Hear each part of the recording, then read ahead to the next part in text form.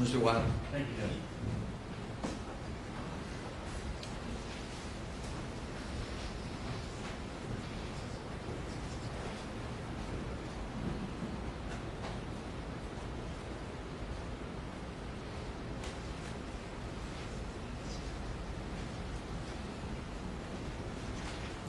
Mr. Patterson, you were showing another rate of fire demonstration during cross-examination. Yes, sir. And that was actually a slower rate of fire than the expert that we showed, correct? Yes, sir. Okay. And so if that is, in fact, the skill level of the officer, that officer would only, giving him, again, every benefit of the doubt, it would be more like 6 shots in the 1.5 seconds, right? Because it was 5.67 seconds for 16 shots, and that's 2.8 shots a second. Correct, so that's close, yes, sir.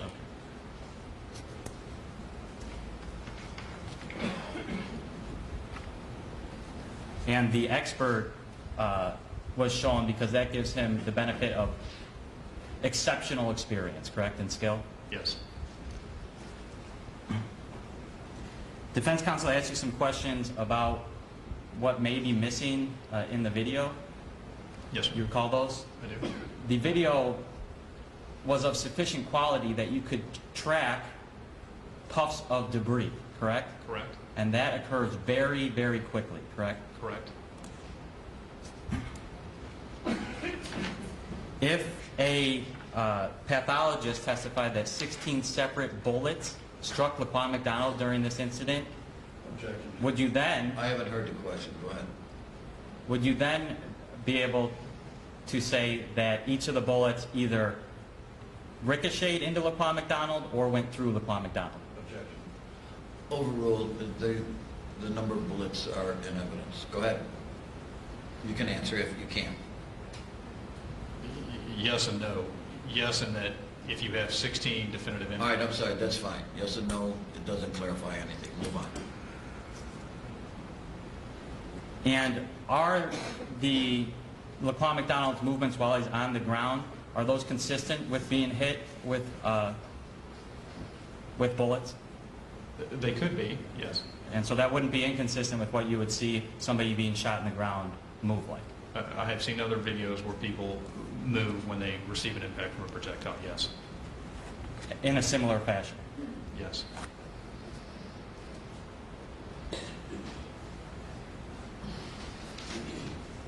Nothing further, Your Honor. No questions. Thank you. Yes, sir. State, could you call your next witness, please? Yes, Your Honor. The people will call Urey Patrick.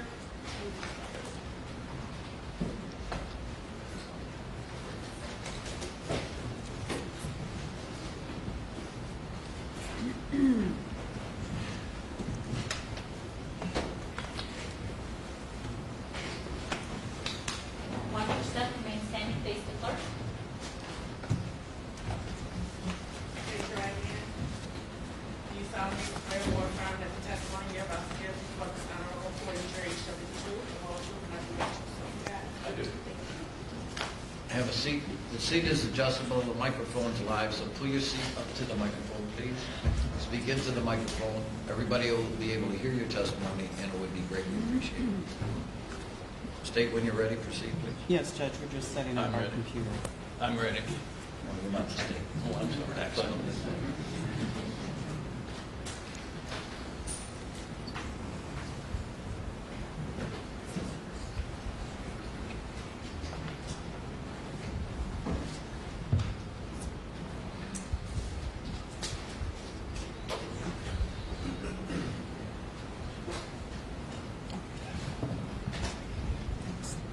Sir, would you please state your first and last name and spell both for us?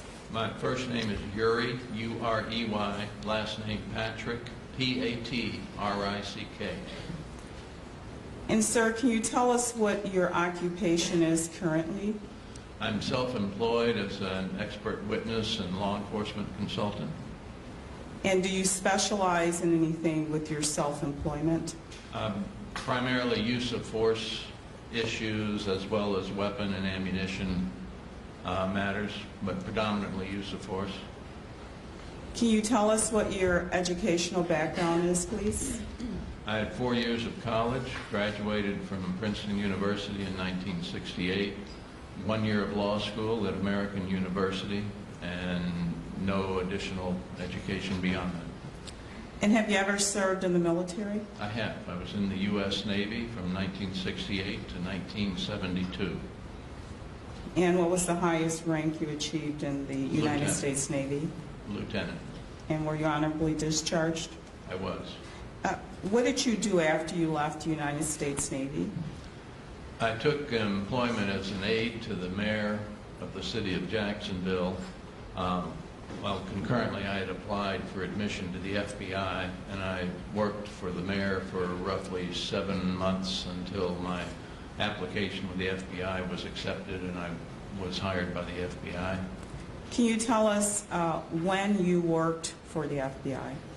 I entered on duty in April of 1973, and I retired in January of 1997.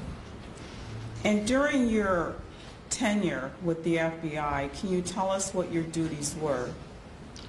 From 73 until I'm trying to get it straight in my mind. For about 2 years, to about January of 75, I was assigned to the Atlanta field office working general criminal matters, fugitives, bank robberies, thefts from interstate shipment. In January of 75, I was transferred to the Washington field office in the District of Columbia, where I worked, again, general criminal matters, reactive crimes, bank robberies, kidnappings, and spent my last several years there on the fugitive squad. In January of 1980, I was transferred to the FBI Academy at Quantico, Virginia, where I was employed as a full-time instructor in the firearms training unit. Can you tell us what your duties were when you were a trainer in the firearms unit for the FBI? We provided basic firearms training, advanced firearms training, specialized training to like SWAT teams, for example, to both new agents, new agent trainees, senior agents, field agents, and police officers around the country. We would conduct regular police schools where we would go out, conduct a 2-week school on a regional basis under the aegis of a local FBI office, and plus police schools back at Quantico. And during those trainings, sir, with firearms, did that include, you said you indicated that you also trained police officers as well, is that correct? Yes.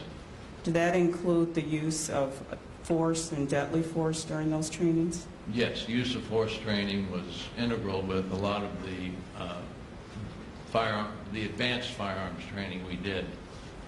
We would do not so much with the basic firearms where we're just teaching people how to shoot, but in the follow-on training where we're teaching them not so much how to shoot, but when to shoot and under what circumstances.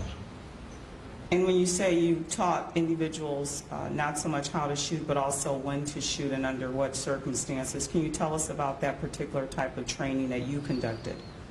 Well, it was varied. We used live fire, we used simulation, what we called simulated ammunition and blanks with role players. We used computer simulations.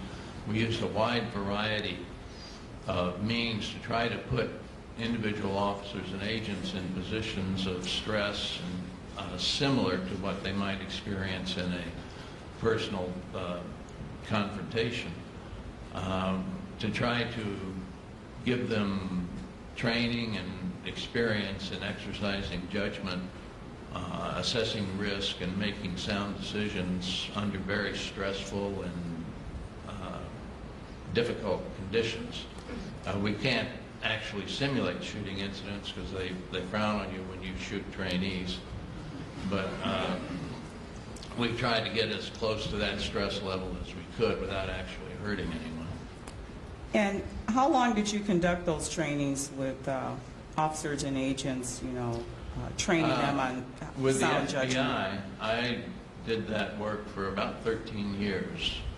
And then my last 2 years at the Academy, I went to the National Academy Unit as a director of admissions. And then subsequently, after retirement, I've been doing that same training, primarily in the state of Maine, under the aegis of the State Attorney General's office and through the Maine Criminal Justice Academy, which is the central law enforcement training institution for the entire state of Maine. And how long did you do that training, officer training in the use of force and deadly force for the state of Maine? From roughly 2000 to 2015, so almost 15 years.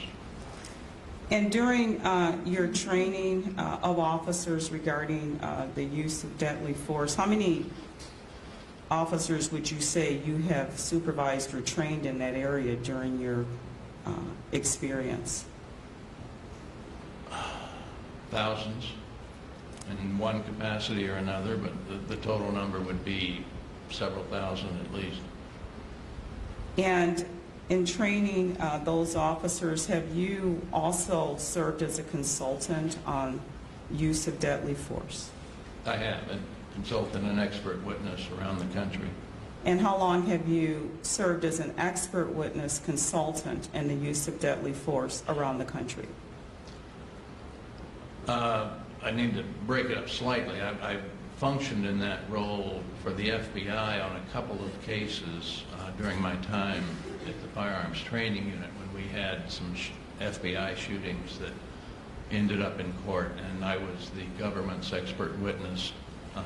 There's some adversarial action was taken against some agents for making poor shots or poor decisions under pressure. They were fired and then appealed, and I was the government's expert witness in those cases.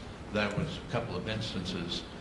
Then on my own, since retiring, I've been performing that function since 1999, summer of 99 to present. And when you say you've consulted as an expert in the area of the use of deadly force, have you previously been qualified as an expert in the area of the use of deadly force? Yes. Have you testified in jurisdictions within the United States as a use of force expert? Yes, I have. Can you tell us how many times you have been previously qualified as a use of force expert in deadly force? I'm going to estimate roughly 10 to 12 cases that have gone to trial, perhaps a couple more. And in what jurisdictions were you qualified to testify as an expert in the use of deadly force? Pennsylvania, New York, Alaska, California, Arizona, Texas, Florida, Michigan, Connecticut. I'm sure that I think there's got I'm not sure, but there would be a couple, three more. I'm not sure.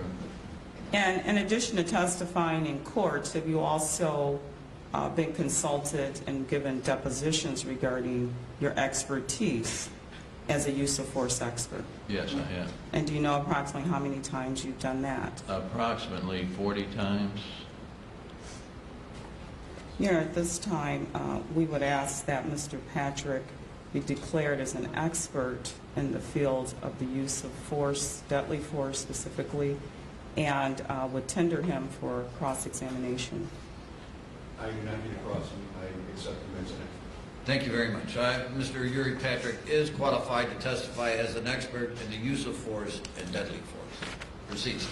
Thank you, Your Honor. Mr. Patrick, I'd like to direct your attention to 2015, end of 2014. Were you asked to review a case that had occurred involving the death of Laquan McDonald by Chicago police officer Jason Van Dyke? Yes. And pursuant to your request to review this matter, were you provided with any documents to review? I was provided with some grand jury transcripts and some videos. And did you in fact review those items that you were given with respect to the incident involving the death of Laquan McDonald. Yes. Now, you indicated, sir, that you have conducted trainings on the use of deadly force. Is that correct? Yes. And when you are consulted or when you are analyzing a police shooting where deadly force has been used, can you tell us under what standard you conduct your analysis? The use of deadly force in law enforcement has been defined and prescribed by the Supreme Court, and standards have been created that apply to all of law enforcement across the country, state, federal, local. In a nutshell, deadly force, the standards provide that a police officer may use deadly force when he believes it reasonably necessary to prevent an imminent risk of serious injury or death. That I refer to as the defense of self and others circumstance. There is another circumstance where police officers may use deadly force to prevent the escape of a dangerous person, but it's much more restrictive and very seldom comes up as an issue in a use of force case. And so when you were asked to consult in this case and you were evaluating this case, are there 2 points that you look at in determining whether or not you believe an officer's shooting, specifically in this case, was justified? Yes. And what is the first area that you are looking at when you are determining whether or not a police shooting is justified?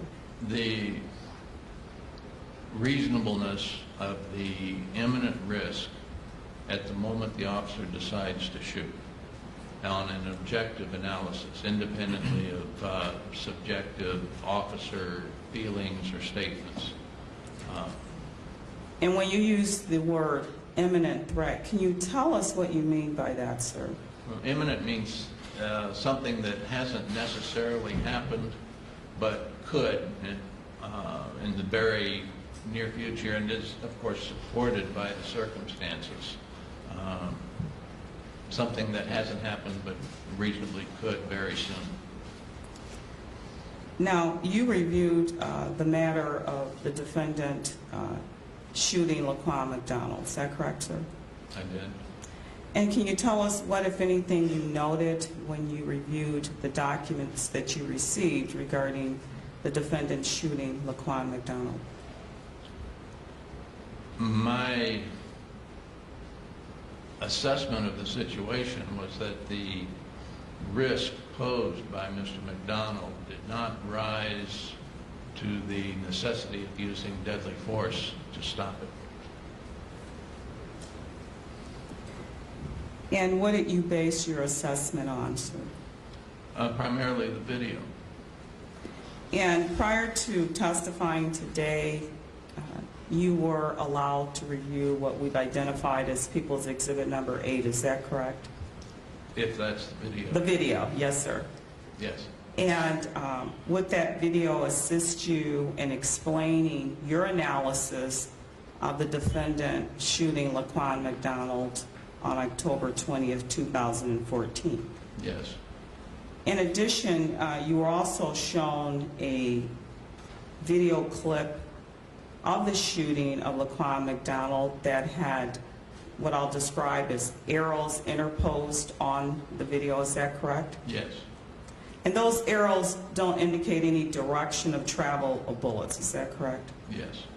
They simply are visuals that will direct the viewer's attention to the area where you believe shots or impacts are being made. Is that correct? That's correct. The arrows are pointing to visible bullet strikes in the pavement.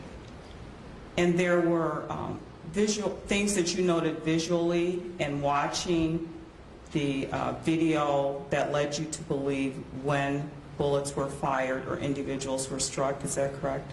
Yes. The video has no sound, and the shooter is off camera, so those visible strikes, when a bullet strikes concrete or hard surface, it will pulverize a small amount of it, which will come up as a puff. Looks like a puff on camera.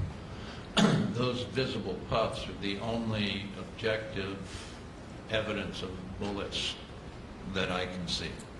And what are those visible puffs that you noted when you watched People's Exhibit They're number 8? pulverized, whatever the street is made out of, macadam, concrete, whatever. When the bullet strikes it, it will mar or gouge the surface and then transfer energy, which will pulverize a small amount of the material. It rises up as a puff. It's almost like smoke. It can be so fine. Did you also, you said you received several documents, so I just want to back up. Did you also receive a pathologist report Yes, to review? I did. And in that pathologist report, did you know that the pathologist, Dr. Means, found that Laquan McDonald had sustained 16 gunshot wounds? Did you know Yes. that?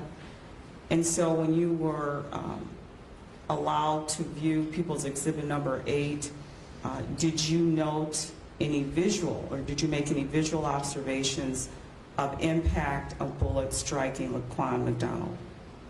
I can detect, excuse me, when he,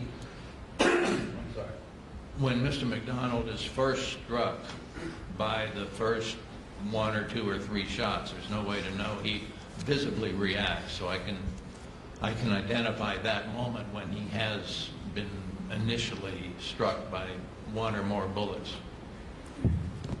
Your Honor, at this time, I seek leave to publish People's Exhibit number 8 with this witness.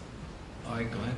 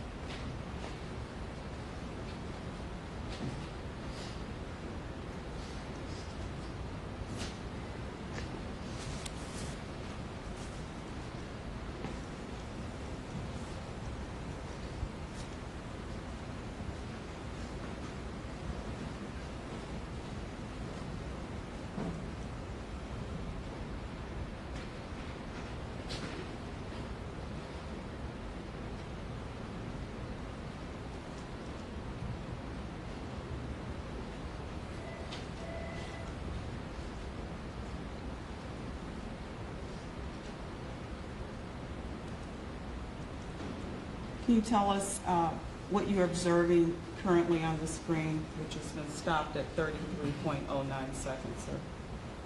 Well, the individual on foot is Mr. McDonald, and where prior to this moment he had been kind of jogging or loping down the center line, as he gets to the police car with the lights flashing, he's slowing down to a walk, clearly recognizing the police are in front of him, and I think there's another car that's pulled around the car we see. And now he Stopping is, it at 35.10 seconds. and now Mr. McDonald has moved away from the presence of the police. I would call this like an avoidance. He's not moving towards them. He's made a sharp turn, angling away from the officers. And did you note that based on the location of his feet at this time stop, sir? Yes. Whereas before he had been right on the center line, now he's clearly to the right of it.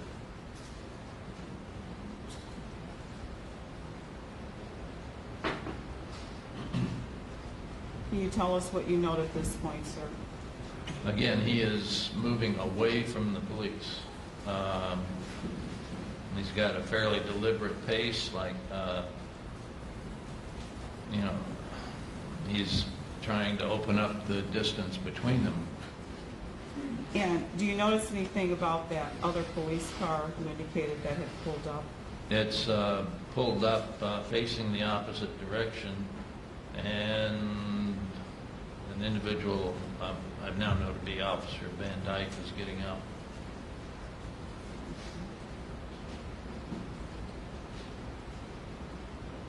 What do you note at this point with respect to Mr. McDonald? Again, he's continued to move away from the police presence, still heading down the street, but increasing the gap between him and the officers. Again, you can tell that by using the marks and the lining in the pavement, the center line and the broken white line to the right give you a very clear indication of his position. Do you notice anything about Officer Van Dyke, who is now out of the car, and Officer Walsh? He is moving towards Mr. McDonald. Both officers have their weapons out.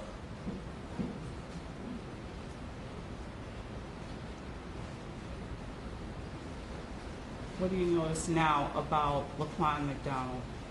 He's continued to move away from the police officers. And he appears to be looking over his left shoulder at the officers as he's walking away. And based on your experience, in your opinion, what is Laquan McDonald doing at this point? I'm sorry, I couldn't hear you. He's an expert in the use of force, not in what Yes. Mr. McDonald's That's fine, comment Judge. is, Counsel. Did the fact that Laquan McDonald was moving away from the direction of the officers factor in any way into your opinion regarding the use of deadly force? Yes, it does. And how so? Mr. McDonald is armed with a knife. To harm somebody with a knife, you have to be within reach of them. Mr. McDonald, to the best of my knowledge, even today, never said anything to anybody, never made any threats, never made any move towards the police officers confronting him here in this video. He's walking away from them. He is a risk, there's no question. He's been non-compliant, and he is armed with a knife, but there is nobody within reach of him, and he is moving away from the only people on the scene who could be imminently in reach of him. And that minimizes the direct risk that he represents. So at this point in the video that has been stopped at 40.16 seconds, in your expert opinion, did Laquan McDonald pose an imminent threat to either Officer Van Dyke or his partner? Well, I have to qualify that. I mean, he is an imminent threat by virtue of his behavior and being armed with a knife. He does not pose an imminent risk of serious injury or death to either of the officers at this point. And so at this point in the video, is the use of deadly force appropriate, sir? Not in my opinion, no.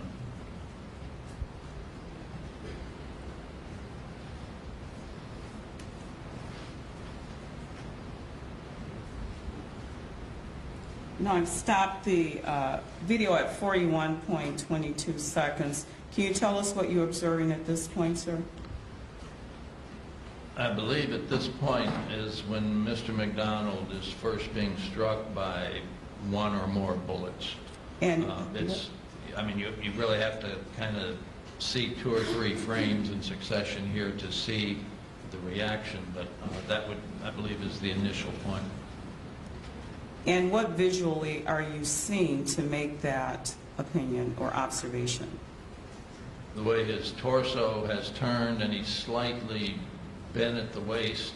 Again, like I say, you really have to look at this in motion. You can't pick out one thing. If you were to back up 1 or 2 frames and let it run for a second, to me it becomes very clear that that's his reaction is to being struck by a bullet. Okay, so we're going to back it up a little bit. Advance it a little bit. Your expert said just back it up a couple frames. Okay. All right.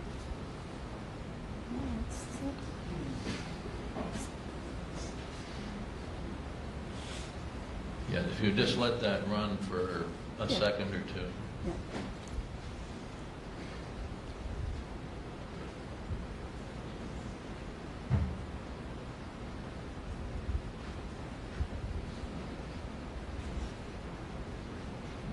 Okay. Did I back it up enough, sir? Well, yes. Okay. But We're going to go back, if I could, Judge.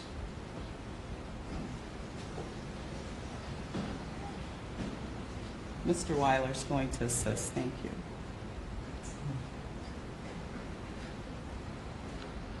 Yeah.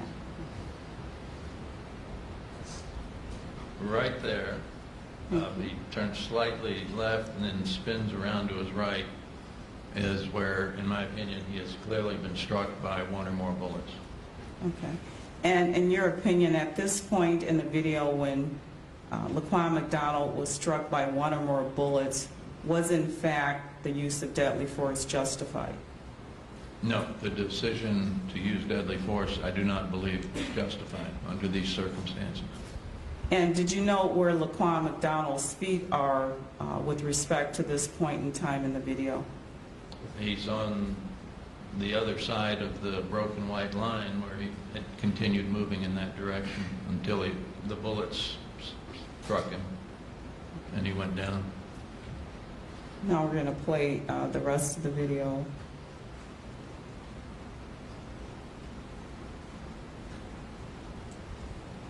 Now, did you notice any visual or make any visual observations at this point in the video, for the record, 46.06 seconds? There, clearly Mr. McDonald went down very suddenly, very hard. He is, at this point, clearly incapacitated. If he did pose a threat, in my opinion, at this point, the threat has ended. Yeah, and there was also, I don't know if you noticed, that large puff right off his back, which is indicative of a bullet striking the pavement that I spoke about before. Okay. Now we're gonna play this video through, sir, and then we'll back it up. So let's go.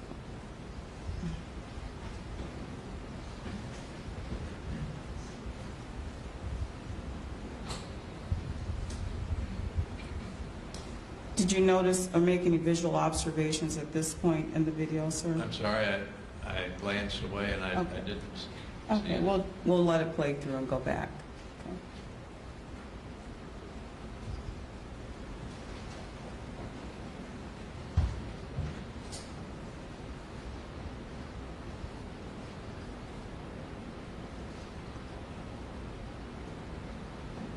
Okay. Are you going forward or backwards on this? Oh, it's going forward, Judge. What's the purpose of that then? Well, I was going to talk to the witness about the area, Judge. I can't. I was going to speak to the witness about the area that's being shown in this part of the video, Your Honor. No, that's correct. Thank you. Sorry about that, Judge. Okay, so, sir, currently, right now, did you have an opportunity to view the area in which Laquan McDonald was shot? View it on the video? Yes, sir. Yes. Okay. What did you know, or did viewing the area where Laquan McDonald was shot factor into your opinion that the use of deadly force was not justified? Yes, there were no citizens or innocent bystanders anywhere in the vicinity.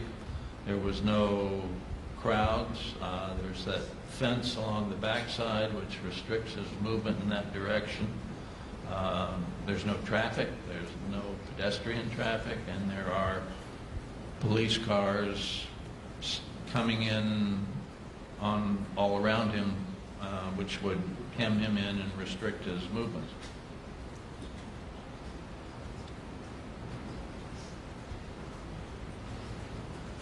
No, we also talked about a clip of the video that had arrows that documented your visual observations. Yes. Is that correct? Yes. So in playing that, would that assist you in pointing out what you described as puffs that you noticed Yes. in body movements that made you believe or led to your opinion that shots were being fired and/or Laquan McDonald was being impacted? Yes.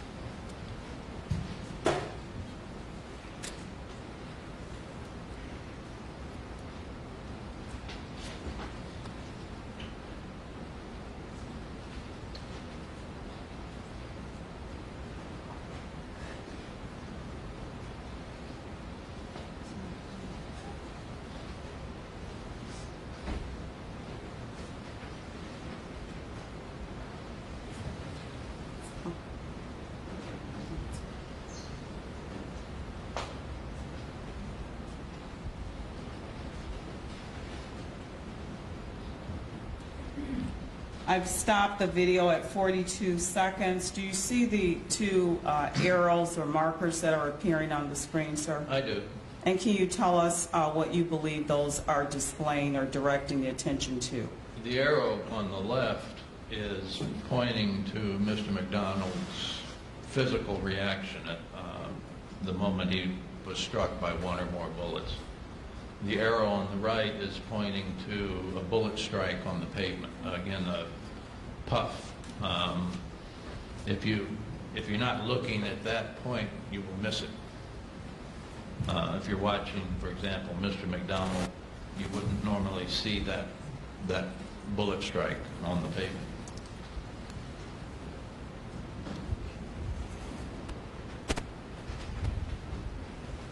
Judge, if I could interject, it's cumulative.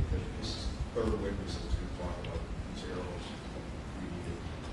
I understand, but this witness is basing his opinion on this, so you're certainly going to be allowed to cross-examine on this. All right, proceed, State, but we're not going to keep playing it. Right, Your Honor. I appreciate that. Thank you, Judge. Sir, right now at 44.08 seconds, on the screen we are seeing two arrows, and can you tell the court what you visually observed that these two arrows are marking? Again, they're marking two bullet strikes. The upper arrow is pointing to a puff that's fairly prominent, and the lower arrow is pointing to one that is very subtle, but two separate bullet strikes. Again, bullets striking the pavement. And as a use of force expert, in your opinion, were these visual observations of Laquan McDonald on the ground with being shot, were those justified? The natural ability of human beings to act and react affects how quickly they can perceive that a situation has changed and they need to alter their behavior.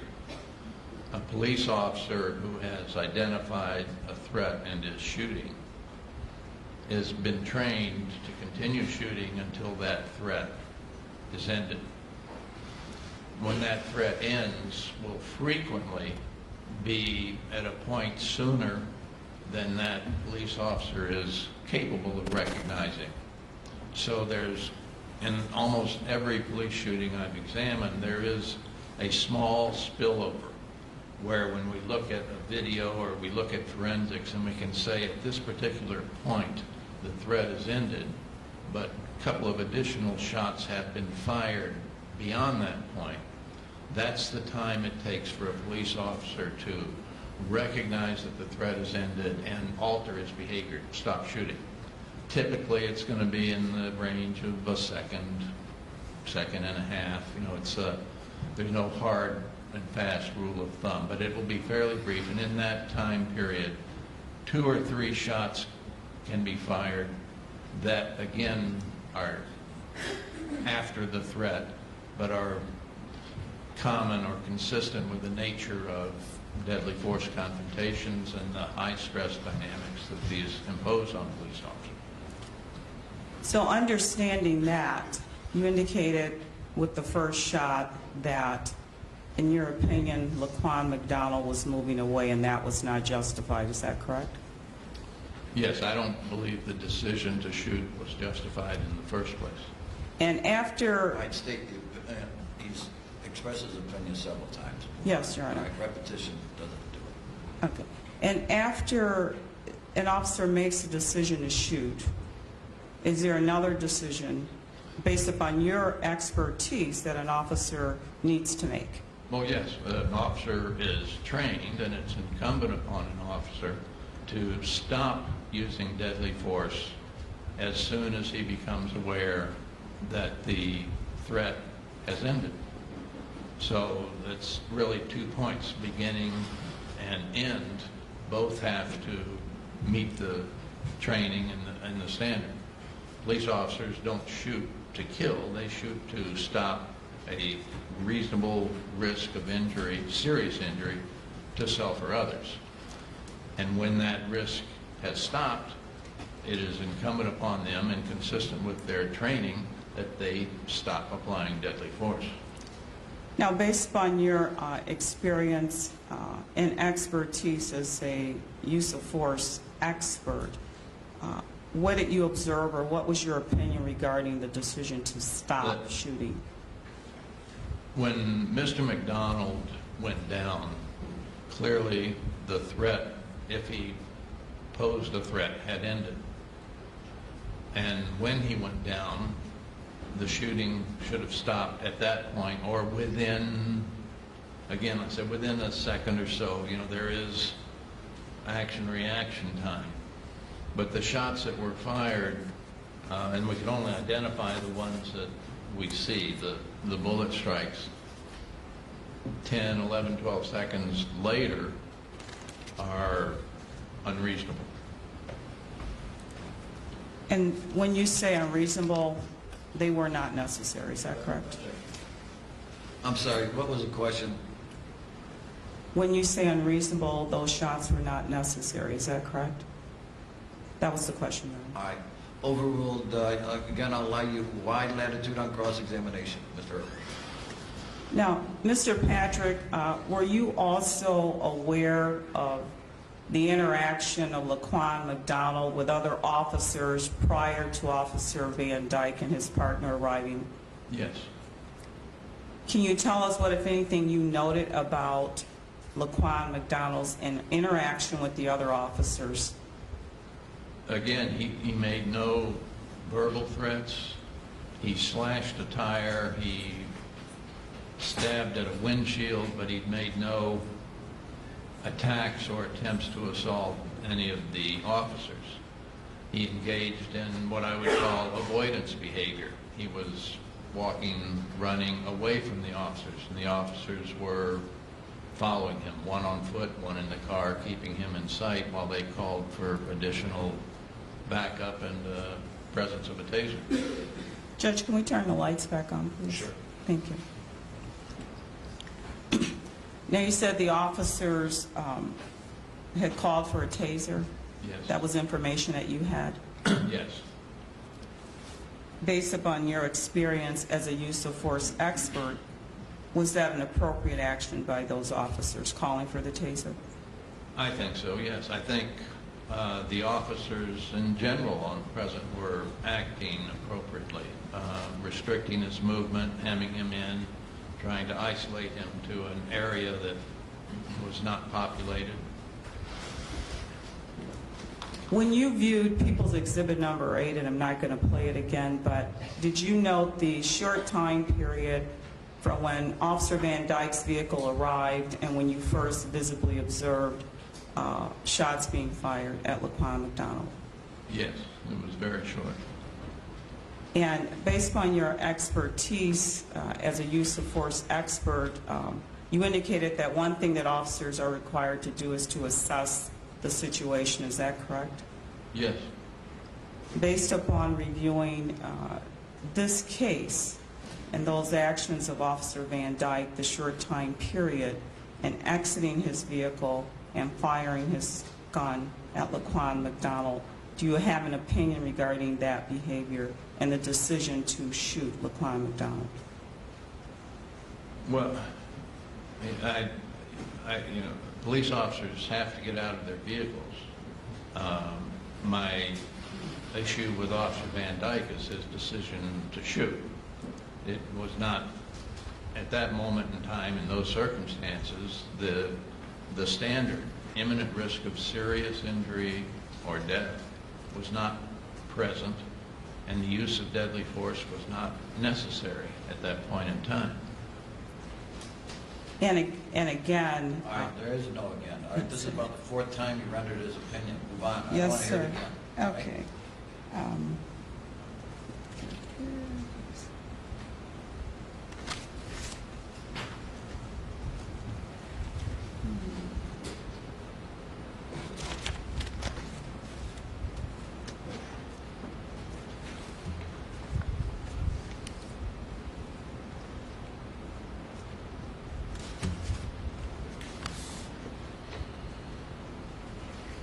You indicated you reviewed thousands of, well, many police-related shootings as a consultant. Is that correct? Sustained. Okay. That's in the record also. Yes, sir. Okay. Judge, if I could just have a minute. Absolutely.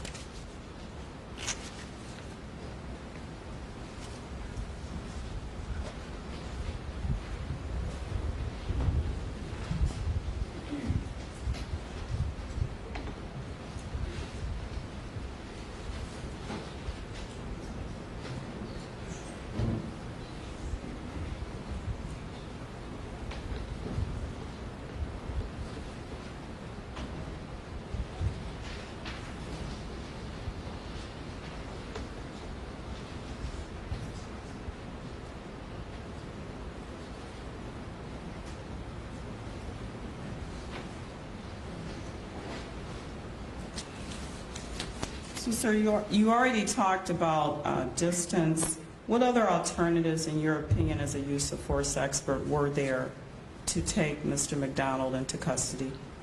Well, clearly they had to do so.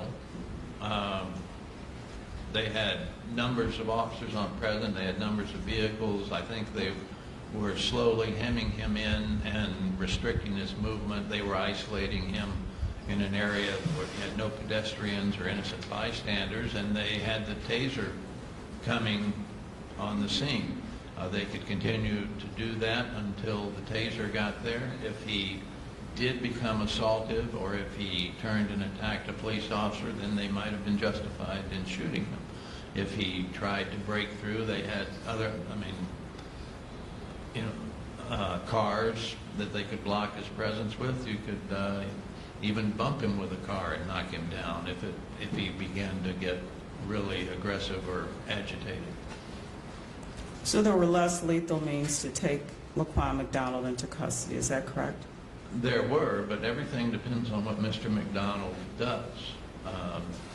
Mr. McDonald very well could have ended up doing something that would have justified shooting him.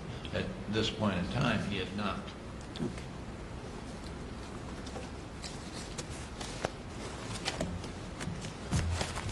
If I could just have a second, Judge. Sir.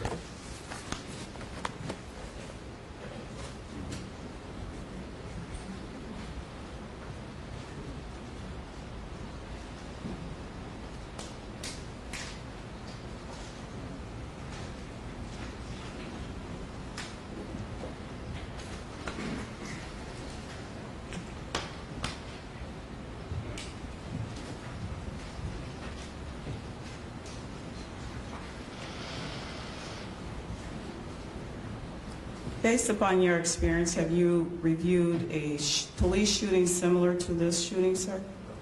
Sustained. We're only concerned about what happened out there. Move on, State.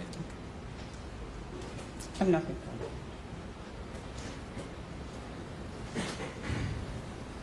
Nothing further. Thank you very much. Cross-examination.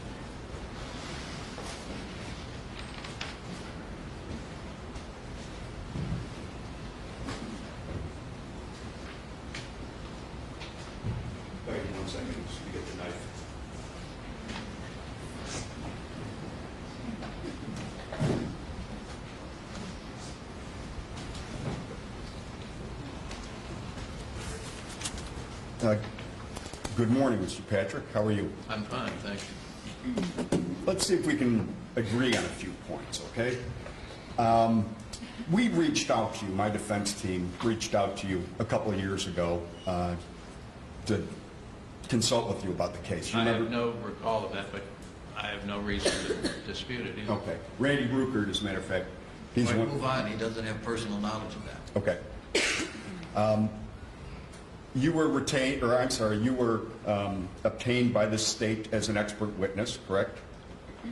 My involvement in this case began when I was contacted by the FBI and asked to testify at the grand jury. Okay. You would agree with me that this knife is a deadly weapon? It can be, yes. Okay. And when I say deadly weapon, I'm talking about it in the legal context. You know what I'm referring to? I think I do. Okay. Why is a knife such as this a deadly weapon? Because it can inflict serious injury and even death on people. Okay.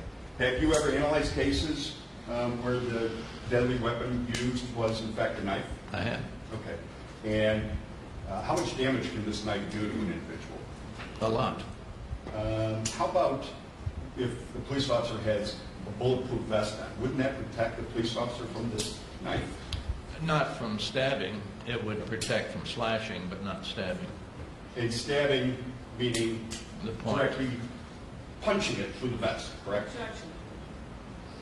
Overruled, go ahead. Using the point of the weapon, yes. Okay. And in fact, it could penetrate the vest? That's what I said. I'm sorry. Thank you.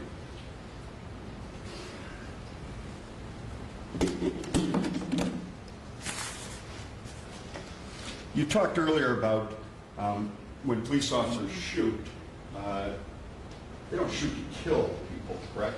Correct. They shoot to eliminate the threat, correct? Yes. And in fact, police officers don't shoot because they want to kill somebody, correct? I On agree. these shootings? I agree. Okay. And you have no reason to believe that Mr. Van Dyke had any intent to kill Laquan McDonald, did he? Sustained. In your analysis, did you analyze Jason Van Dyke's behavior to be that he was shooting to eliminate the threat, whether reasonable or not?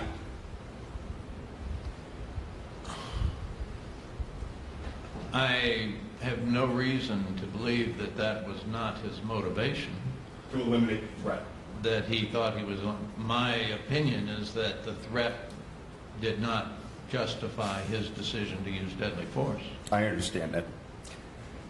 Let's see if we can agree on a couple more things, though. Police officers, I think you talked about it on direct, their goal is to keep shooting as long as they perceive the threat, correct? That's not their goal. They're trained to continue shooting until they perceive that the threat is ended. Okay. Because frequently, police officers miss with more shots than they hit with, and the effects of wounds take time to accumulate, so people can continue to act and pose a threat even though they've been grievously wounded and show no evidence of it. Okay. And let me ask you, the person with the knife that's, let's pick a number, within 21 feet of an individual, is that person a potential danger to that individual? Anybody with a weapon is a potential danger. It depends on what they do with it. Would you agree with me that the person within 21 feet, the guy with the knife, wins that battle every time? It depends. Objection. Did you understand the question? I'm now confused. All right. I'll ask you. Rephrase, please. Sure. Thank you. Sustained. Would you agree with me that a person that is within 21 feet of another individual, the person with the knife would win every time based on that distance? Do you understand the question? No, I can't agree with that. It depends on what the other person is prepared to do. Police officers are trained that someone with a knife a distance away, 21 feet, can get to you before you can recognize the threat, draw, and fire your weapon. It's a training aid meant to heighten awareness that someone 20 or 30 feet away from you can become a threat. So be prepared accordingly. A police officer confronting someone with a knife with his gun drawn and aimed at that individual, I would be surprised if they could get to him from 21 feet away. Okay. Do you recognize that line that I used, that the person within 21 feet, the guy with the knife wins every time? Have you heard that before? I have heard that before. It's in your book, as a matter of fact, correct? It is. And you wrote that, correct? Yes, but I also wrote that it was, again, the guy would win every time against the officer who was holstered. At what point does a individual with a knife become not a threat as far as distance away? It- That's actually a form of question. Do you understand the question? I'm not sure I understand what he's driving at, no. Okay, we're going to get to that in a little bit. Please rephrase it. Okay, I'm going to withdraw that question right now. Thank you. You were shown the video, and you were told that Jason Van Dyke, after he emptied his magazine, after he fired all 16 shots, he reloaded at that point. Do you remember that? I do. Okay. Is there anything of significance about the fact that Jason Van Dyke reloaded after emptying and firing all 16 bullets? Not to my mind. Okay. And in fact, isn't that, it's immaterial to your analysis, correct? Correct. Whether the force was reasonable, it plays no role in your analysis. That he reloaded? No. Okay. Police officers are trained to reload when they know their gun is empty. Okay.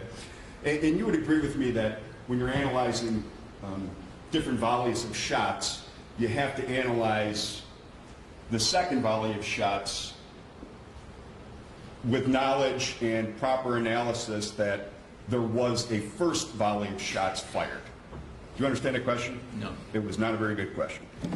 You would agree with me that the motivation for firing the final shots can't be segregated from what happened before. I would agree that when an officer starts shooting and when he stops shooting, however long or however many rounds that takes, it's all a continuous event. It's not separate events that have to be separately assessed and judged, if you will. Sure, thank you. And you were also, during your analysis, you were asked about whether or not the fact that no other police officers fired, was that relevant to your decision whether or not Jason Van Dyke's actions were reasonable? No, you have to look at the individual officer. If more than one officer in an incident shoots, you have to look at it from each officer's perspective and whether the imminent risk from that officer's perspective justified his decision, not what some other officer perceived or thought or did. So the only perspective that's relevant to your analysis would be the perspective of Jason Van Dyke. Would be an examination of the circumstances from his perspective. Very good. And you talked about an imminent threat. What does an imminent threat mean? The word imminent, when you use it in that context. An imminent threat is one that doesn't necessarily have to have happened, but could happen. Okay. And the severity of it is subject to an evaluation of the circumstances in which that imminent threat is perceived. And the totality of the circumstances. Thank you. I didn't mean to cut you off. And you would agree with me that a police officer doesn't have to wait until somebody actually inflicts injury on them before it would be reasonable to fire, correct? That's correct. In fact, they can fire when they believe that attack may happen, correct? To get right down to it, the decision to shoot is totally discretionary. A police officer can shoot anytime he wishes, but his decision to shoot will then be judged after the fact based on an objective assessment of the circumstances on which he found himself and the imminent reasonableness of the perception he had of an imminent risk in those circumstances. So, you know, it's a roundabout way to say that, yeah, police officer can shoot. It's totally discretionary. Sure. But go ahead. whether it was a good decision or not is what will be determined after the fact. Right. And that's determined by, no, strike that. But you would agree with me that that officers do not have to wait until the attack is right upon them. They can use deadly force if they believe that this attack could happen, correct? Again, it's within their discretion to, yes. I mean, an officer can always decide to use deadly force. It's totally discretionary. I'm repeating myself. Whether that decision is justified and reasonable or not will be decided based upon whether that officer's perception of risk was in fact reasonable or not. It may not be. Officers can make that decision and think they are being correct in making it, and after the fact it's determined that no, the risk that they chose to resolve with deadly force did not rise to that level. Okay. And you would agree with me that the actions of the police officer in a deadly force situation, those are created by the actions of the offender. Do you understand that question? I think I do. All right, can you answer? I think I can. Go ahead. Police officer is always reacting to what the person they're interacting with does. And you would agree with me that a police officer is not required to trust that this individual have faith in his good graces and doesn't have to trust that this person will just give up, right? That's correct. Okay. And along those same lines, police officer, this isn't like a boxing match or a sanctioned event. The police don't have to give the person that they're encountering, they don't have to give them a fair chance, do they? No. And then when they use force, they're taught to use force rapidly until the threat is over. Deadly force. Yes. They are taught to use, once they make the decision to use deadly force, to continue to use it until they perceive that the threat has ended. Okay. And when you say apply force rapidly, when we're talking about deadly force, that means firing as many bullets as you can get out of your gun as fast as you can to stop the threat. Yes and no. It depends entirely upon the circumstances. It depends on what the individual does. It depends upon what the risk is. I understand that. It depends upon what happens when you start shooting. Right. I understand They're that. not trained to just empty their gun. It's not I understand a that. knee-jerk reaction. If I can ask a question, though. You would agree with me that a police officer is trained to fire as many bullets as they can, as quick as they can, until they reasonably perceive that that threat is over. I think we're saying the same thing. A police officer is trained to continue shooting until he perceives that the risk has ended. And you talked about how an individual is on the ground and they can still be a threat. You would agree with me. Just because an individual falls on the ground, that does not eliminate their ability to be a threat. It depends upon the circumstances. Generally An individual armed with a gun could easily still be a threat. An individual armed with a knife 15, 20 feet away, not so much. Well, you say not so much. Is it your testimony that an individual on the ground with a knife is never an imminent threat to a police officer? No. Okay. And in fact, a person on the ground holding a knife can in fact be a threat to a police officer, correct? Conceivably, yes. And that person can be a threat to a police officer when they are within 21 feet, correct?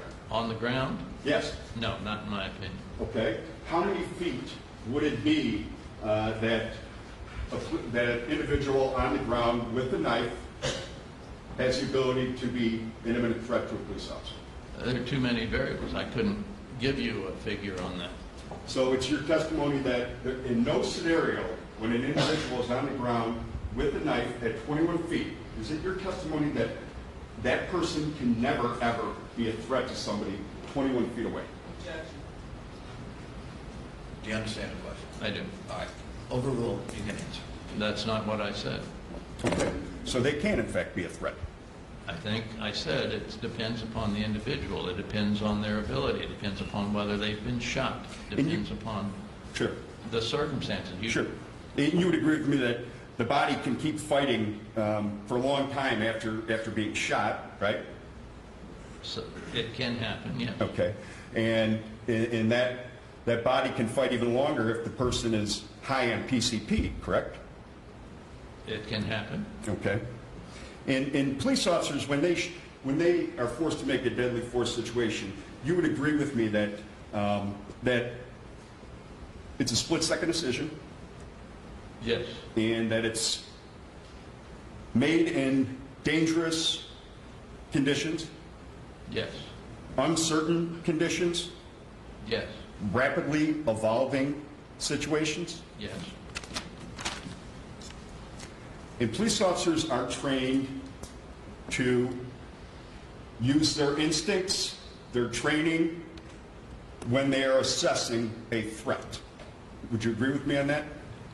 They are trained to bring everything available to them to bear. Their experience, their training, their observations in the moment.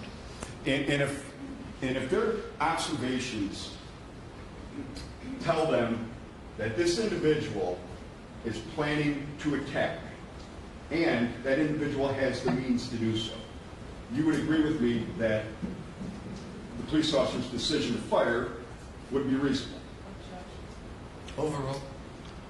If they had reason to believe that an individual was planning to attack them with a deadly weapon, their decision to use deadly force would be most likely justified. Again, you have to, if we're talking hypotheticals, you have to bring in a lot of I understand. variables. Everything you talked You gotta about. let them answer. I'm sorry. You have to look at the circumstances, you have to look at what happened before, what the officer was aware of, and what the individual is doing.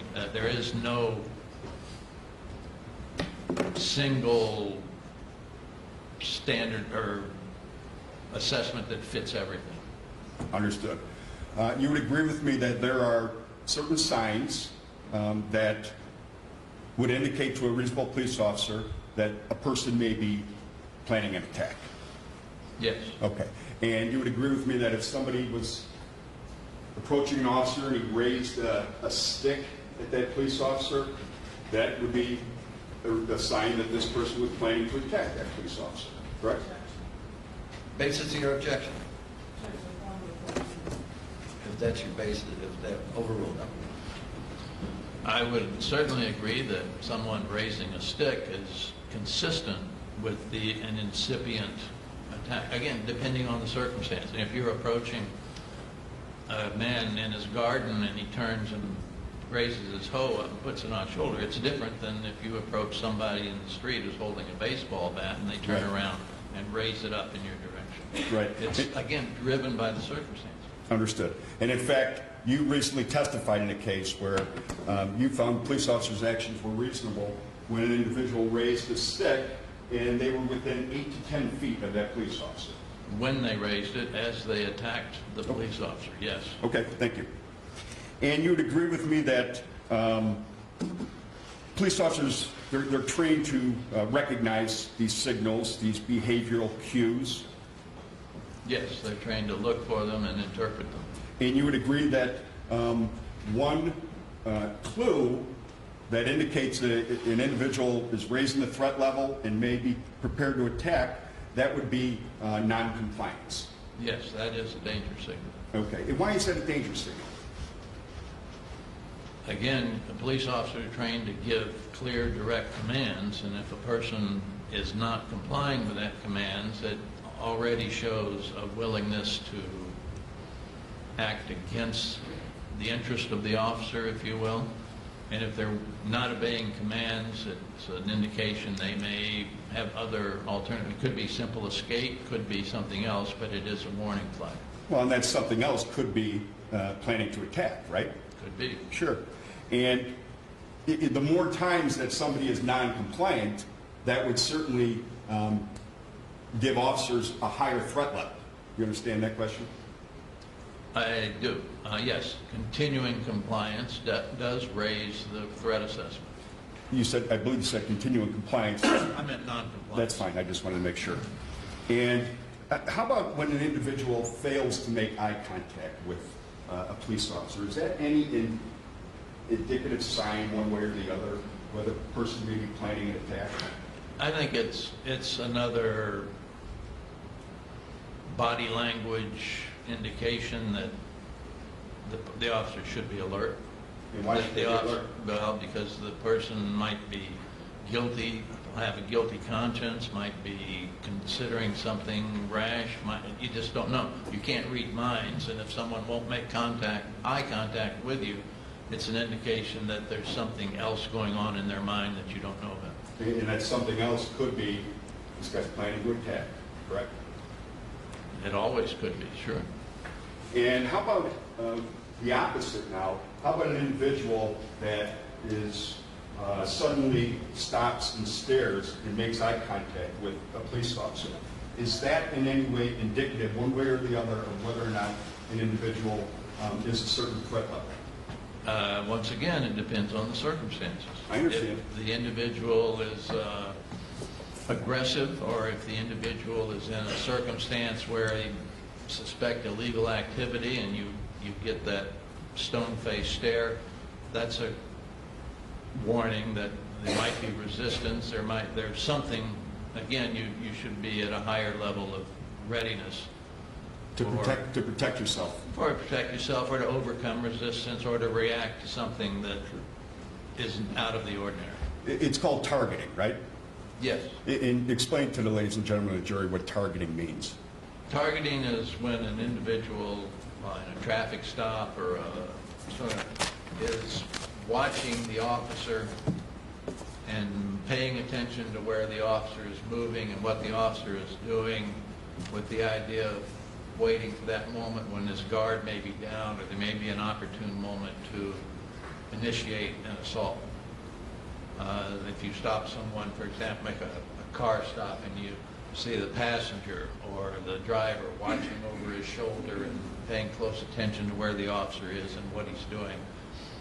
Again, it's a body language clue that police officers are trained to pay attention to, that they may, not necessarily mean they are, but they may be targeting you with the idea of initiating assault. So don't let your guard lapse. Be careful in your approach. And you would agree with me that officers don't have to be absolutely certain of a risk of attack, correct?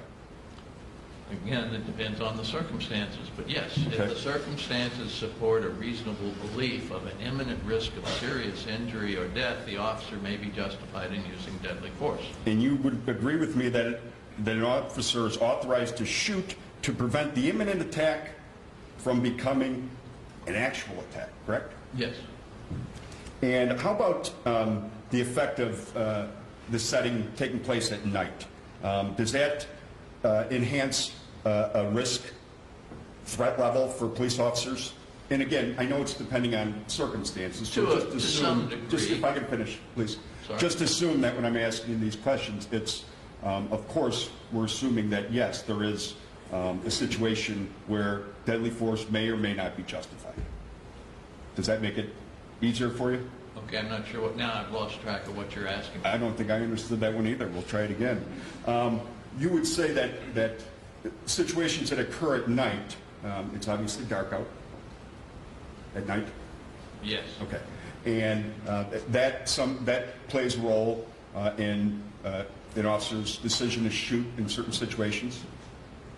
It plays a role in the assessment of risk in certain situations because of reduced visibility. Okay. Just go back to one more indicative sign. I know there's probably thousands of them that could indicate that somebody is planning an attack. But my question is, somebody walking and holding their waistband area, is that a sign one way or another whether or not there may be imminent attack for a police officer?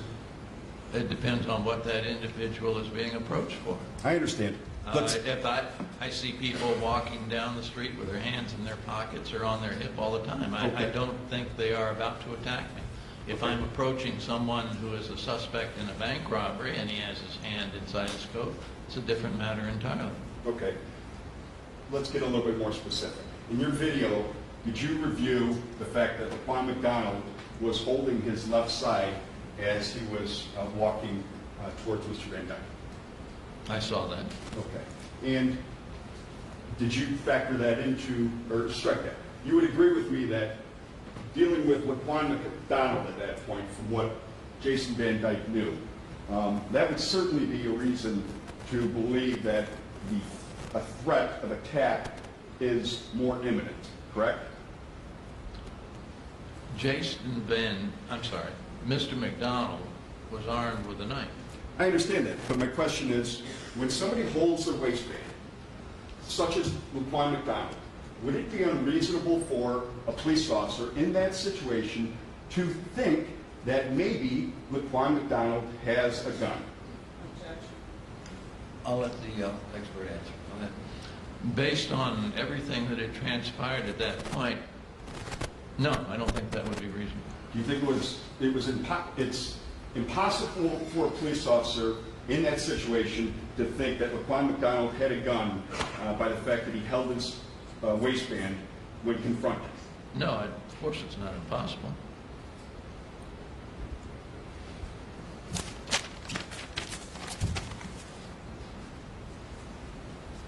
Sticking with Laquan McDonald's case, you are aware of the fact that Laquan McDonald broke into a parking lot structure with trucks? Yes. Okay.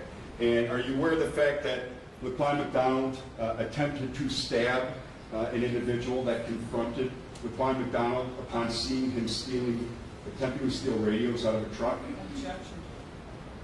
You asked about other things that weren't right on the street at that time, so I'm going to allow you to open it up. Go ahead. Overrule. I don't think I was, no. You weren't aware of that fact No. when you did your analysis? No. Somebody that tries to stab an innocent person on the street, you would agree that that person is a danger. I have said from the beginning that Mr. McDonald posed a risk. Right, that was and before. needed to be Right. And that was confronted. before you knew he tried to stab some guy twice, right? Yes. I'm sorry, you brought out the fact that the windshield was stabbed and that the tire was slashed, right? Well, then he's allowed to bring out the other facts. Overrule. Part of your analysis was that you believe Laquan McDonald was walking away from Jason Van Dyke in his apartment. Yes. Would it surprise you that Laquan McDonald was closing the distance between himself and Jason Van Dyke with every step he made? It would surprise me. As you sit here today, it's your belief that he was walking away? Yes. What if he was closing the distance? Would that change your opinion? Overrule, that's a proper question. If Mr. McDonald came at a police officer with a knife, then it would be a justified shooting. Not exactly my question. I appreciate it, though. But my point is, if Laquan McDonald was closing the distance on Jason Van Dyke, would that change your opinion as to whether or not the shooting was lawful?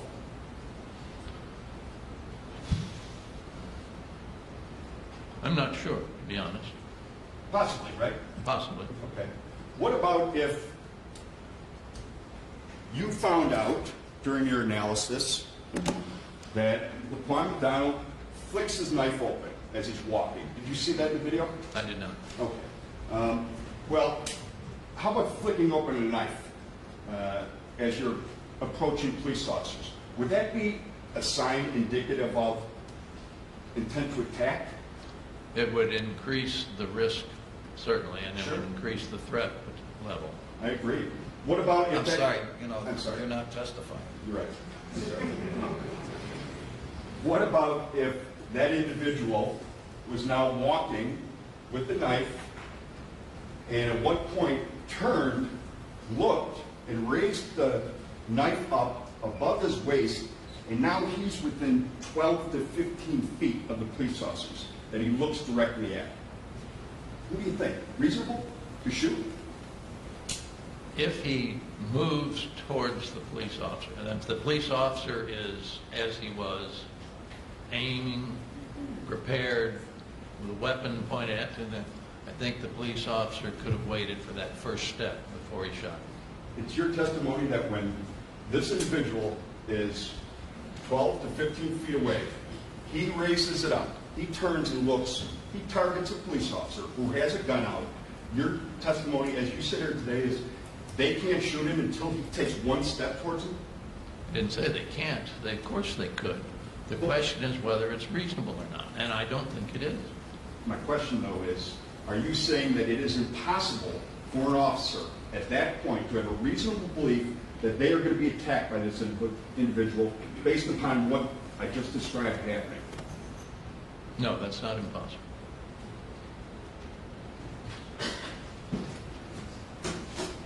In fact, it would be reasonable. Perhaps. Nothing further. Thank you. Ms. Ross, redirect.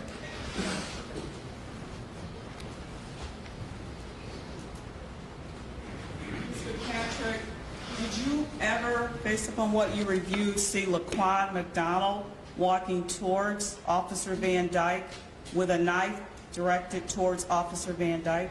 I did not. Did you ever see Laquan McDonald threatening or walking towards any officer in the material that you used? I did not. Now, you indicated that the officer's decision to shoot is discretionary. Is that correct?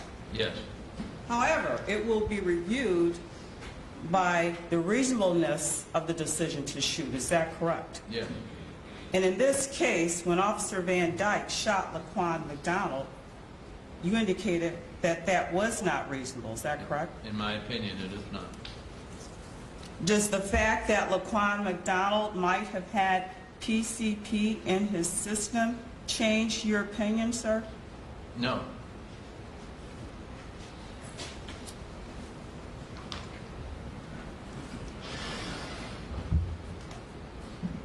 Counsel gave you some scenarios regarding an officer and a person with a knife, correct? Yes. He gave you various scenarios, correct? Yes. But in this particular situation, there were multiple officers on scene surrounding Laquan McDonald when the defendant fired that first shot. Is that correct? Yes. Did that factor into your opinion that the defendant's decision to shoot was not reasonable?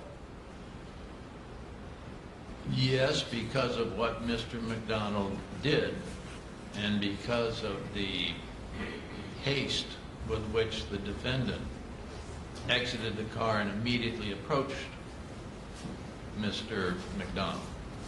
And what do They you... were- I'm sorry, go ahead. There were cars, there were officers. Like I said, they were hemming him in, waiting for the taser, and Mr. Van Dyke took it upon himself to individually confront him.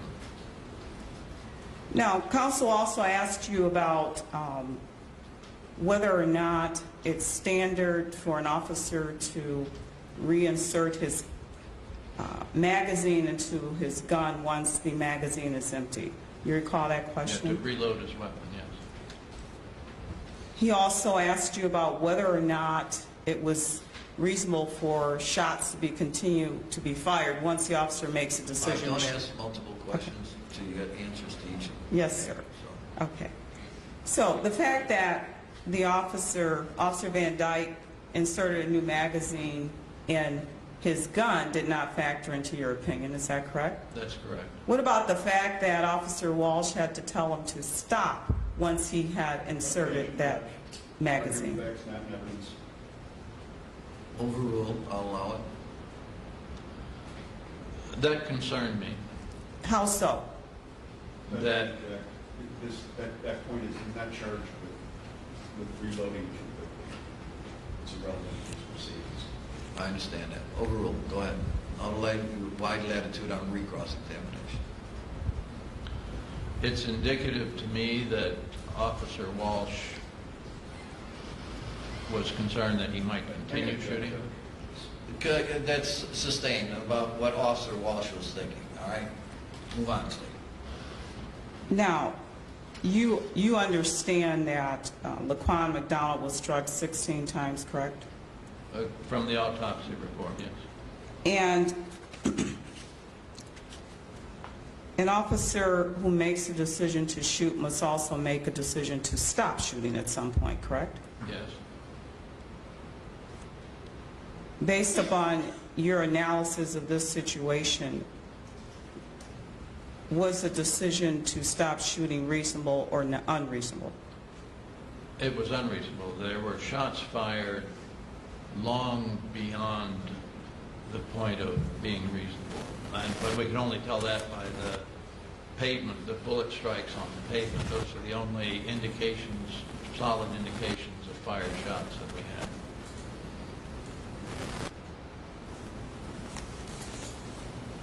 Based upon your analysis of the shooting of Laquan McDonald, did you find any evidence that he was planning an attack on officers? I saw no indications in his behavior, but of course I have no way of knowing what was in his mind either. So the fact that he may have had his hands in his pocket or pulled up his pants, as a use of force expert, that would not indicate to you that Laquan McDonald was planning an attack on officers, correct? That in and of itself. In and of itself, no.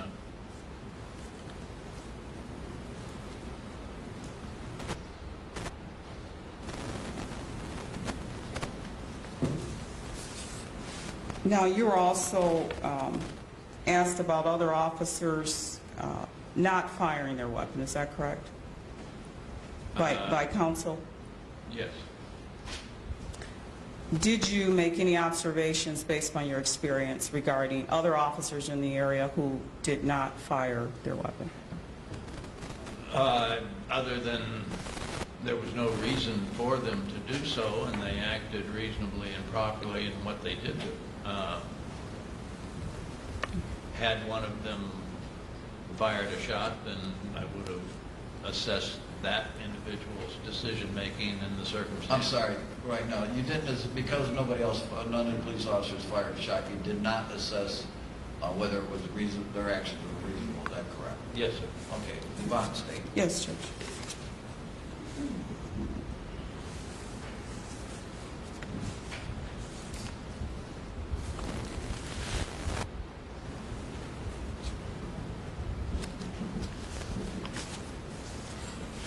Basically, you were asked about several scenarios regarding officers' use of deadly force.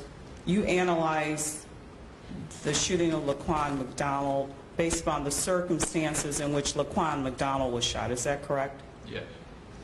And as a use of force expert, that's what you do. You consider each case and the circumstances of that particular case. Is that correct? Yes. And you analyze the situation based upon the time when the individual was shot. Is that correct? Well, based upon the moment when the officer makes the decision to shoot. And that's what you did in this particular case, Yes. correct? And you've given us your opinion regarding that, correct? Yes. Second. Mr. Urban. Briefly. Mr. Patrick,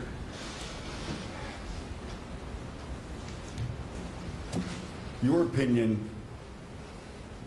was provided from a perspective of somebody watching a videotape, correct? Yes. And you would agree with me that watching a videotape, in this case, we'll be specific, it certainly does not capture what Jason Van Dyke was seeing and experiencing on October 20th, 2014. I have no way of knowing what Jason Van Dyke was seeing, experiencing, or capturing. I have not talked with him. I have not seen any statements he provided. You would agree with me that Jason Van Dyke's perspective was not the perspective of the video. I would agree that you're looking by perspective, you mean view of angling, yes, Okay. angle of view. And you would agree with me that that video, that this video does not capture the event, aside from Mr. Van Dyke's angle, but you would agree with me that it doesn't capture the events of the incident completely. You understand the question? I think I do. All right, you can answer it. Overruled. I'm not sure what you mean by the complete event. That video we watched didn't capture activities in the truck yard that you mentioned. It didn't capture what officers behind that particular cruiser were doing. So clearly it didn't capture the complete event. The video can. Okay. And it clearly just captured that portion that is on the video, correct? Clearly. And you would agree with me that the video of that portion is not the same as seeing that in real life? Yes. Okay. And you would agree with me that the video can never replicate real life? It's one aspect of it. Video can never, just like no individual witness can capture the entirety of what an event. Every individual sees their piece of the action. Every camera captures its piece depending on where it's aimed and how long it runs. Okay. And are you aware that this video is 30 frames per second? There's no foundation that he make an opinion on that, all right? Well, certainly you're aware of the fact that depending on the number of frames per second, the lower the number, the more likely it is that it will not capture all the events as depicted on the video. Objection, Sustained. Okay? You would agree with me that video is two-dimensional, correct? Yes. And this video certainly was as well, correct? I think all videos are. You're probably right. You would agree with me that video, some problems with video is it distorts images?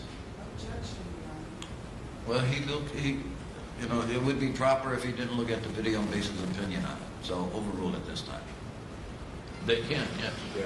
And in fact, this video distorted some images. Did you notice that? Some parts weren't in complete focus. And you would agree with me that video also distorts distances, correct? Yes, it gives a bad perspective on distance. Right. You would agree that this video distorted differences and gave a bad view of distances. Without measuring and comparing, I can't say, but videos do not give depth perception. No, further. Thank you. All right, thank you very much. Thank you, sir. Ladies and gentlemen, we're going to take a very short recess again, just about 5-10 minutes. All right, for the jury. How did you get there? Did you drive? Yes. Okay. And you were the driver? Yes, I was. Who else was in the car? My son Xavier, who's on the passenger side. Okay. And what kind of car do you have? It was a 2010 Silver Genesis. And did you travel north on Pulaski to get to what your intended destination was? Yes. At some point, do you see police vehicles with lights and sirens? Yes. And do you pull over and let those cars go by you? Yes, I did.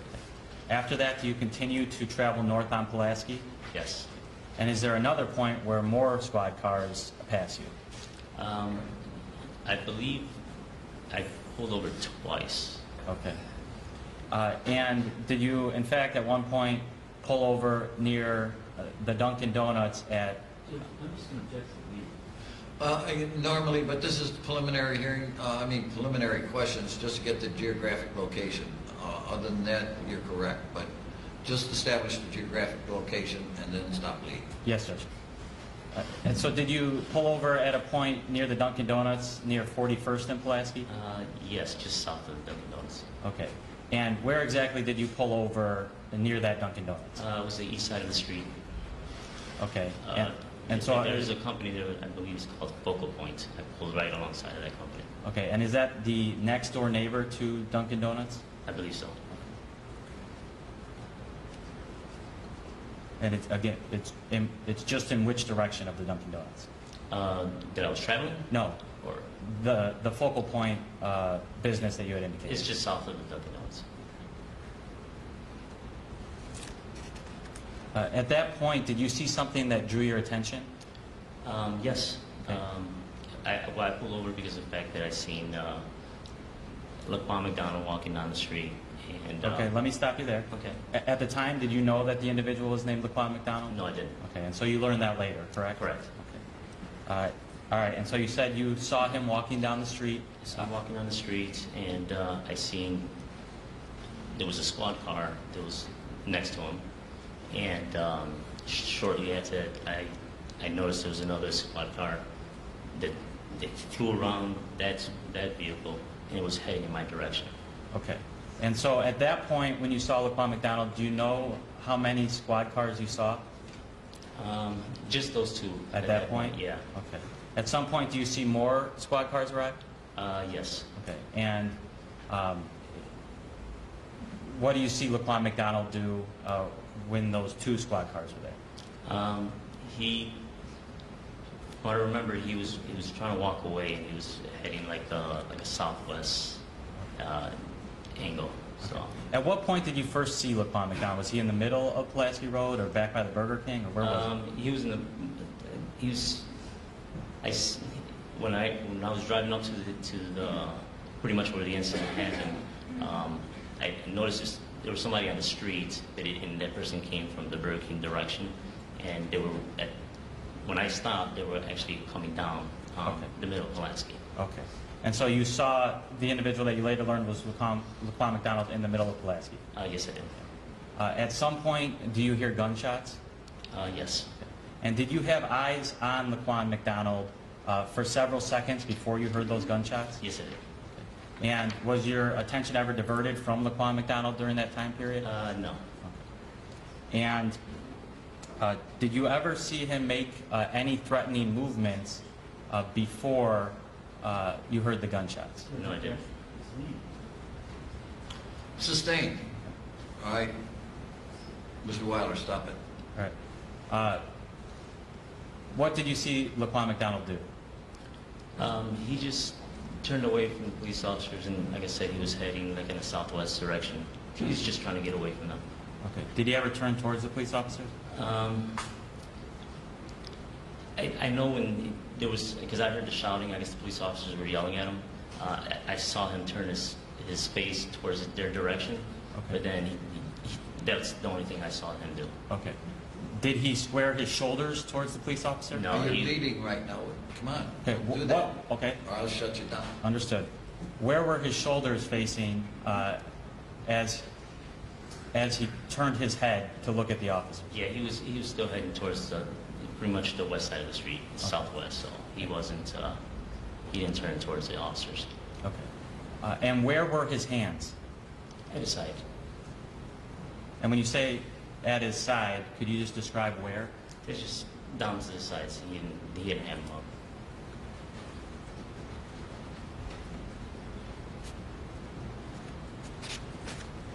And how long after that did you hear the shots? Well, it's. I believe once he turned to look, it was quick. Okay. And how long? Do you know exactly how many shots you heard while he was still upright? I'm not sure exactly how many. But as soon as I heard the shots, he fell to the ground.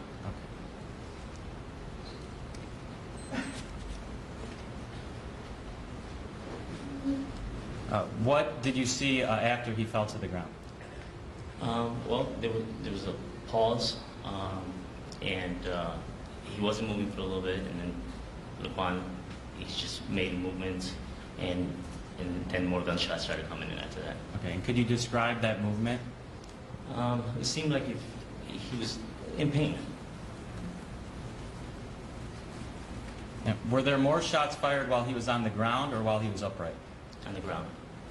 And could you give some sense of how many more? Well, it was enough to upset me. And you said that it upset you. Did you blurt something out? Yes, I did. Okay, and what was that? I'm not going to use the word, but I said, why the F are they still shooting him when he's on the ground? And when you say you're not going to say the word, you used the 4-letter swear word instead of Correct. F.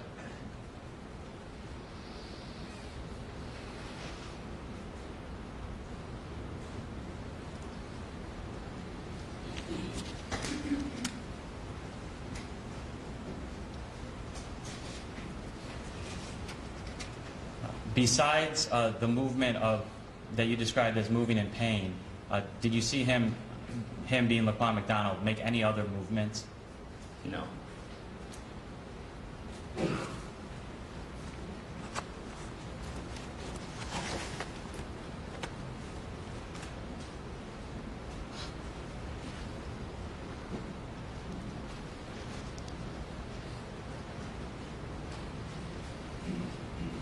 No further questions, Your Honor. Thank you. Cross-examination, Mr. Ruger.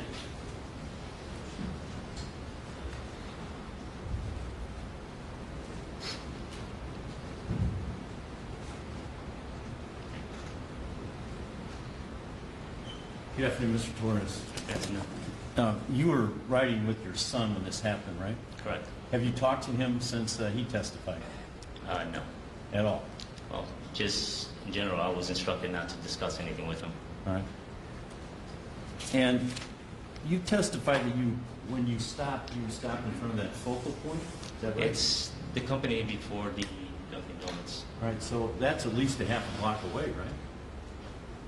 No. No, How I don't close think is so. It's his next door neighbor. It can't be a half a block away. Well, there's a street in between there, right? The focal point and the Dunkin' Donuts? I'm not sure. Okay, you're not sure. Is that your answer? You're Yes, not sure? that's what I said. I'm not sure. Okay. So you wouldn't know how far away you were from the Dunkin' Donuts, right? No, I was close enough to see it. Okay. Well, So, I'm close enough to see you too. Does that matter? so what's? I don't understand your point. Well, my point is, you don't know how close you were to where the shooting happened, right? I was close enough where I had to back up my vehicle. Okay. There's a vehicle ahead of you, correct? Not at first. When you stopped, wasn't there a vehicle in front of you? The only vehicles that were in front of me were just police cars.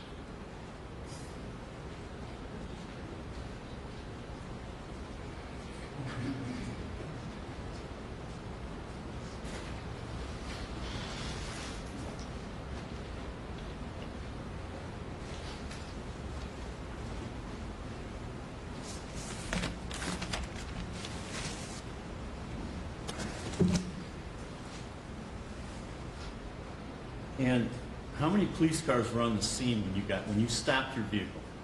I saw it was two. All right. Which way were those two facing? One was facing in the same direction I was facing, which is north, and the other vehicle they whipped around was heading south. So the vehicle that was facing north had already passed McDonald? No, well, he was alongside. He was alongside of him. All right. He was alongside him, and then the other car pulled around, right? The other vehicle came from the north and came flying around. Correct. And then you didn't see any other police vehicles going north. Is that what you're telling us? Yeah, I saw two of them that passed me up. When the shooting happened? When the shooting happened, my focus was on Laquan McDonald. I'm not asking you where your focus was. I'm asking you if you saw another police car pull up behind that other car that was facing north. Behind which car? The car that was facing south, and you said came from the north. Are you confusing me?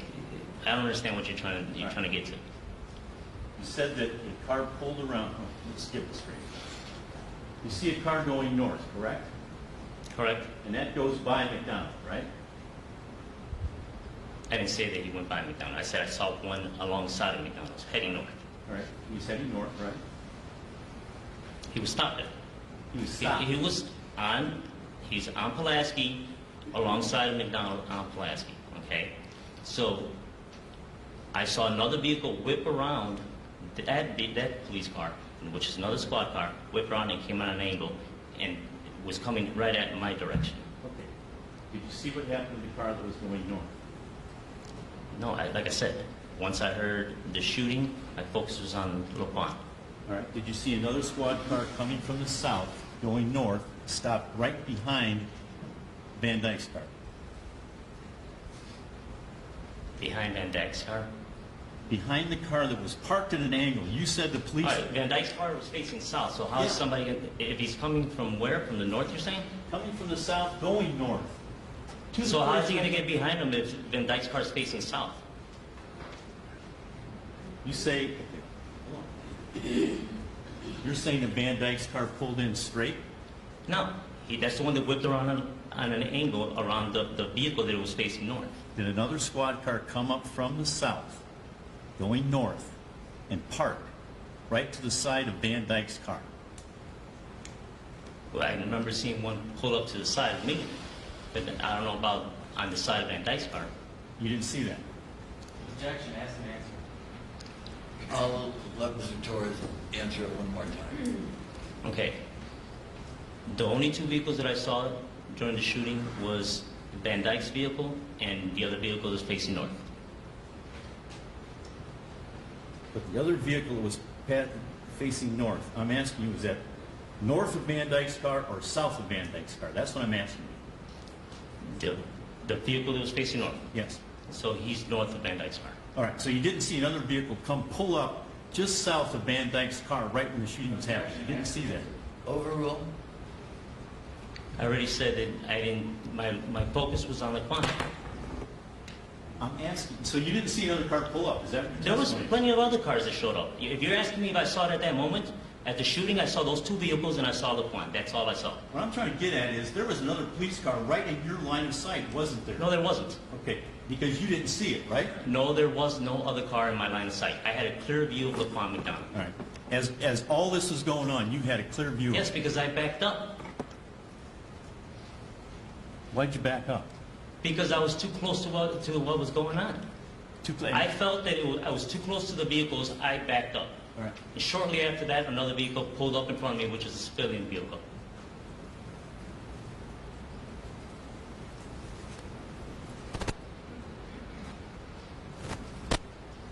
Have you seen any videos of this shooting?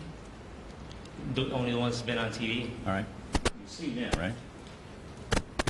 Yes? Okay. And you can't ID who was doing the shooting, right? No.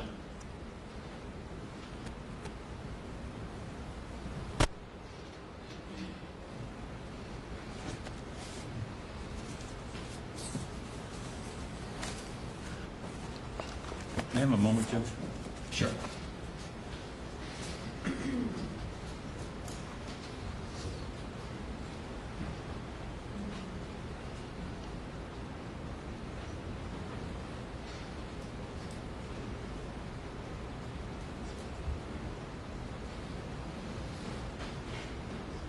Thank you. Anything else? Nothing based on that, Judge. Thank you, Mr. Torres. Can I have the attorneys over here real quickly, just for scheduling purposes?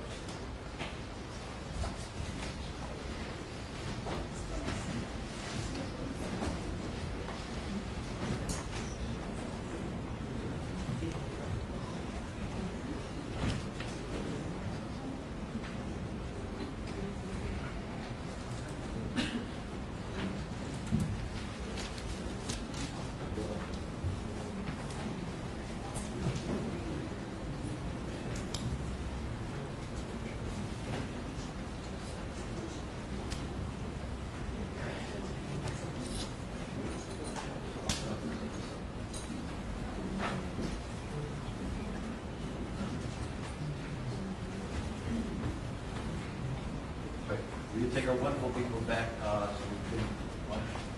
All rise for the jury.